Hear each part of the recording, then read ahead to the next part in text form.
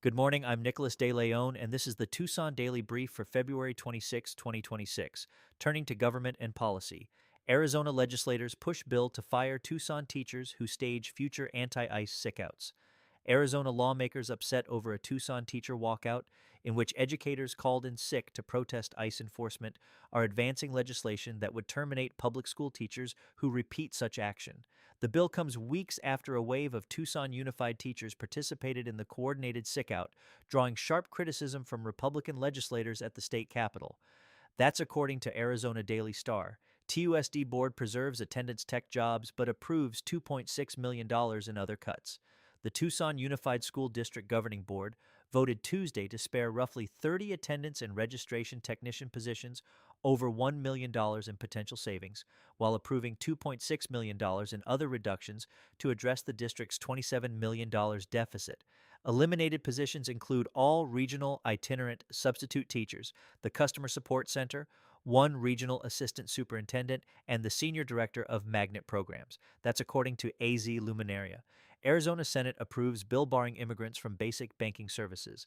The state Senate passed SB 1421 along party lines Wednesday 16 to 12, a measure that would prohibit financial institutions from accepting consular IDs as valid identification, effectively blocking immigrants from opening bank accounts, cashing checks, sending remittances, or applying for loans. The bill now heads to the House. Governor Katie Hobbs is expected to veto it, as she has consistently rejected legislation lacking bipartisan support. That's according to Arizona Mirror. RTA next election approaching $2.67 billion regional transportation plan on the March ballot.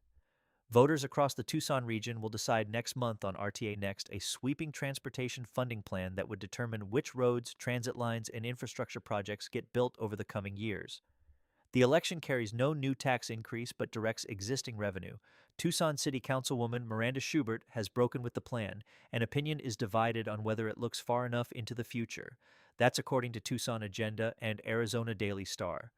Oro Valley and Marana municipal elections moved to July 21st. A newly signed state law has shifted the date for mayoral and town council elections in Oro Valley and Marana to Tuesday, July 21st, changing candidate filing deadlines for both communities. That's according to Tucson local media/Explorer News. Starting with public safety, media circus around Nancy Guthrie's Catalina Foothills home prompts no parking zone. Pima County officials have designated residential streets near the Catalina Foothills home of Nancy Guthrie, the missing mother of NBC anchor Savannah Guthrie, as a no parking zone following weeks of sustained media presence and neighborhood congestion.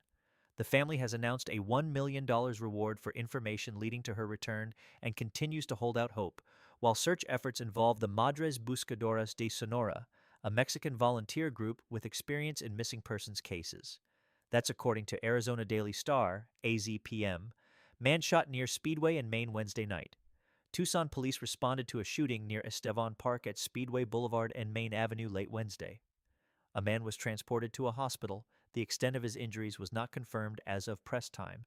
That's according to KGUN 9, ABC. In education, University of Arizona dismantles cultural housing communities, rebrands with interdisciplinary focus.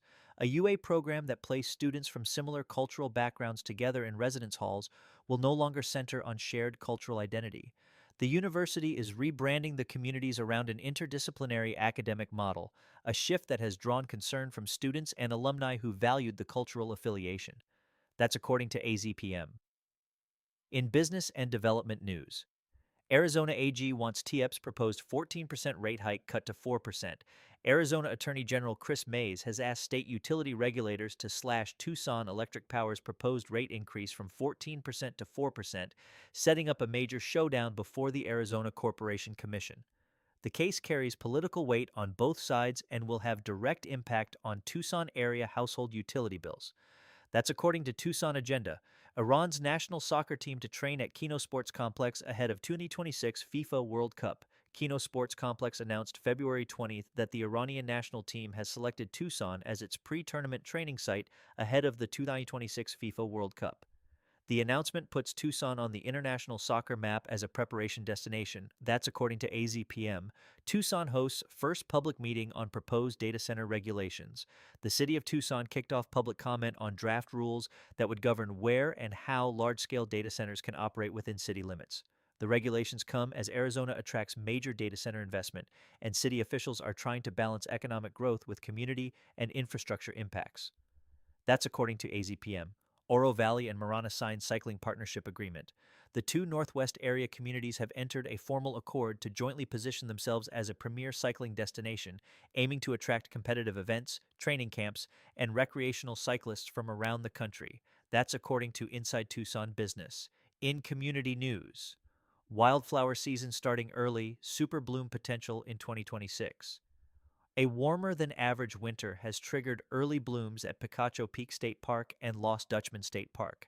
Forecasters see strong potential for a super bloom season, with color arriving ahead of the typical late February to March window.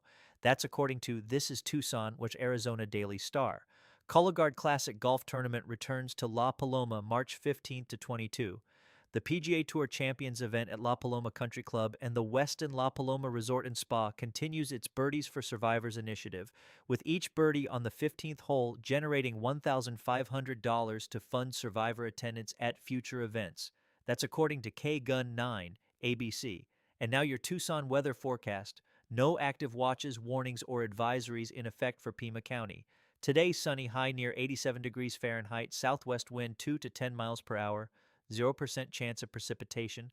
Tonight, clear, low around 56 degrees Fahrenheit, west wind 2 to 9 miles per hour. Tomorrow, Friday, sunny, high near 92 degrees Fahrenheit, east-northeast wind 1 to 9 miles per hour. Looking ahead, exceptional warmth continues through the weekend, highs of 92 to 93 degrees Fahrenheit Saturday and Sunday, well above the late February average. Skies remain clear to mostly clear with no precipitation in the 7-day forecast.